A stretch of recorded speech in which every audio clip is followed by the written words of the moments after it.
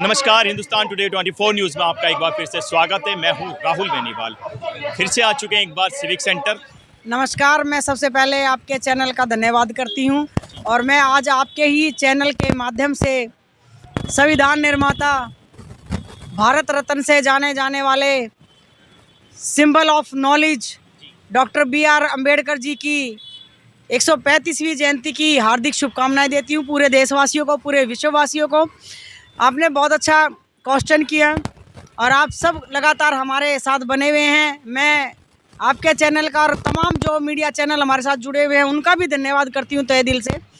मेरा नाम पिंकी सूद है, दिल्ली नगर निगम समस्त यूनियन कोर कमेटी की मैं महिला विंग अध्यक्ष हूं। हमारे आदरणीय राजकुमार धिंगान साहब जी अध्यक्ष हैं, आपको पता ही है। एक चीज़ मैं कहना चाहूँगी कि लोकतांत्रिक देश में सुप्रीम कोर्ट के आदेश होने के बावजूद भी जो भ्रष्ट अधिकारी नगर निगम में बैठे हैं, IAS IPS जो सिर्फ डिग्री जो लेकर आते हैं वो ये लेकर आते हैं, जो गरीब तबके के लोग हैं, जो निचले पायदान पर काम करने वाले हैं, जो सबसे निम्न पंक्ति निम्न श्रेणी में आते हैं, हमारी ये क्वालिफिकेशन सिर्फ और सिर्फ उनका शोषण करने के लिए है। क्योंकि करुणा जैसा शब्द, एहसास जैसा शब्द, मानवता जैसा शब्द, इंसानियत जैसा शब्द इन्होंने दरकिनार कर दिया है।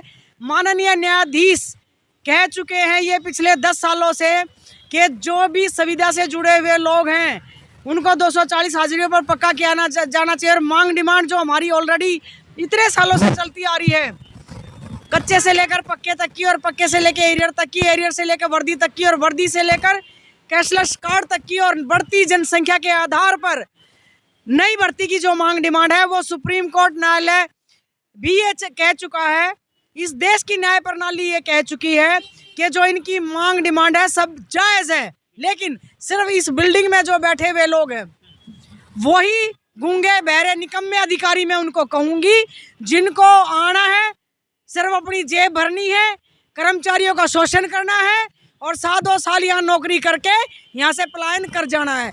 ये तो उन गोरे अंग्रेजों से भी खतरनाक हमारे लिए काले अंग्रेज हो गए जो हमारे अधिकारों का हनन कर रहे हैं।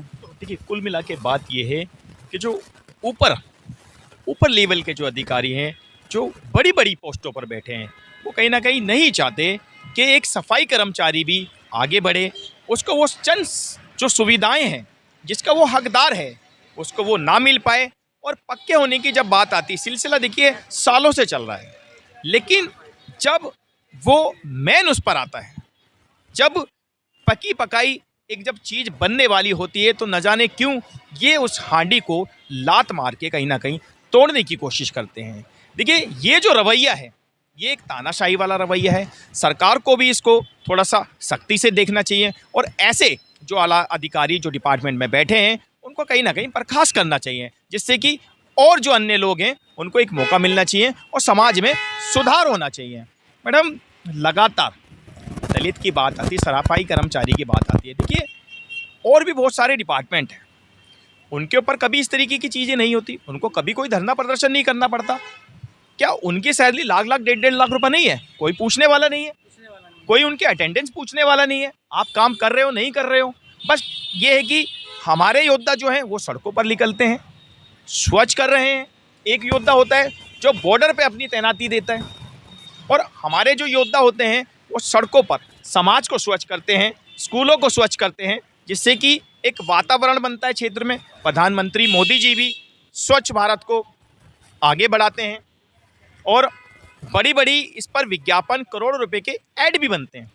लेकिन जब ज़मीनी स्तर की बात आती है तो कर्मचारी के बारे में शायद ऐसा लगता है कि कोई सोच नहीं रहा है, एक सख्त और एक मजबूत फैसला नहीं लिया जा रहा है। क्या ऐसा कुछ है क्या? मतलब कहीं ना कहीं कोई ऐसी मजबूरी है कि भाई इनको आगे नहीं बढ़ने दिया जाएगा या इनको ऐसे ही छोड़ दिया जाएगा? कहीं ऐसा तो नहीं मिलीजुली कोई साजिश चल रही हो?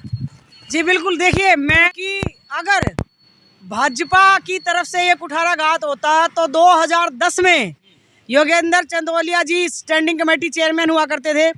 10,000 कर्मचारी 1 शॉट टाइम में पक्के किए गए। उसके बाद 2014 में पहले 94 टू 96 का बैच किया गया। 2010 में 1 शॉट टाइम में 10,000 कर्मचारी 7,000 कर्मचारी पक्के किए। वाल्मीकि समाज को टारगेट ना करें, लेकिन ये जो अधिकारी आते हैं, मुझे ये नहीं पता ये कहाँ से कौन सी ट्रेनिंग लेके आते हैं। ये तो लव जिहादियों से भी बुरे हो गए आजकल हमारे लिए। सिर्फ एक विशेष कास्ट वाल्मीकि समाज इनको दिखाई देता है। बिल्डिंग डिपार्टमेंट है, हेल्थ डिपार्टमेंट है, एजुकेशन है, हॉर्टिकल्चर है, मेंटेनेंस है, इनको कोई डिपार्टमेंट दिखाई नहीं देता। 18,000 रुपये मेहनताना दे के हमसे ये इतना मलिन कार्य करा के सिर्फ इनको सिर्फ और सिर्फ वाल्मीकि समाज दिखाई देता है। मैं इसका एक ही कारण बताऊंगी, उद्देश्य कि कहीं ना कहीं कुछ लोग ये चाहते हैं जो सरकार की नाक के नीचे बैठकर ये काम कर रहे हैं।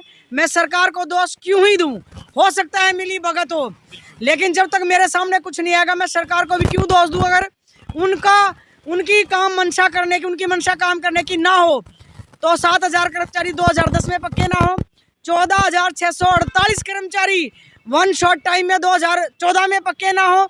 जब जब भर्ती हुई है बीजेपी के कार्यकाल में हुई है, तो अब ऐसा क्या हो गया, इन्होंने ऐसा कौन सा डर्रा बना लिया, कौन से ऐसे अधिकारी पढ़ाई करके आ गए जो इस जातिवाद को चरम सीमा पर लेकर जा रहे हैं। और इनको शर्म आनी चाहिए कि इनको क्या सिर्फ सफाई कर्मचारी दिखता है। सबसे निचले का तब दबा कुचला कर्मचारी, सबसे निचले पायदान पर खड़े होने वाला कर्मचारी, इसका सिर्फ एक ही उद्देश्य है, ये चाहते हैं कि मैं और मेरी कैटेगरी XYZ, इसमें जितने भी निगम के अधिकारी हैं, कमिश्नर, एडिशनल कमिश्नर, ADC, कोई भी है, मैं सबको कहूँगी, ये चाहते हैं कि ये कौम अगर तरक्की कर गई, इनकी जनरेशन अगर पढ़ गई, तो कहीं ना कहीं आने वाले टाइम में संविधान के तहत हमारे बराबर आकर हमारी कुर्सियों पर बैठेंगे।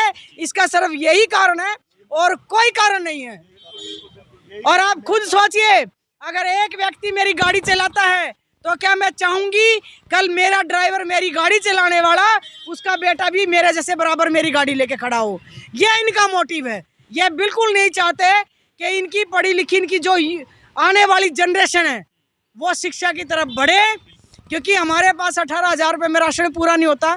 आज की आप देख लीजिए सिलेंडर कैसे मिल रहा है, सब्जियों का रेट क्या है, आजकल महंगाई कितनी है। दिल्ली में कोई किराए पर रह रहा है, 5,000 10,000 से कम किराया नहीं होता।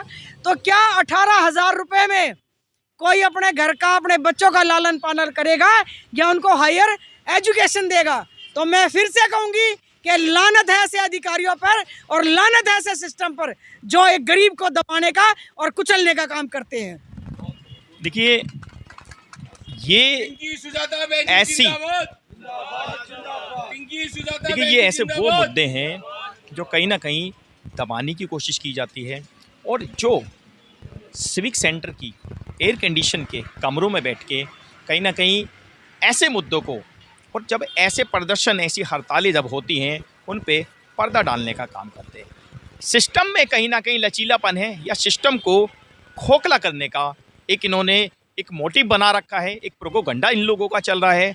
सरकार जब सर्कुलर पास करती है तो ये लोग उस पर क्यों काम नहीं करते? जब सरकार एक आदेश देती है तो जो बड़े आला अधिकारी होते हैं वो उस पर अमल क्यों नहीं करते हैं? देखिए, ऐसे ही मैं तमाम वो मुद्दे और वो जो तमाम अपडेट है वो आप तक पहुंचाता रहूँगा। आप ज़्यादा खबरों के लिए देखते रहें हिंदुस्तान टुडे 24 न्यूज़, जनता की आवाज़ के साथ। बहुत बहुत धन्यवाद।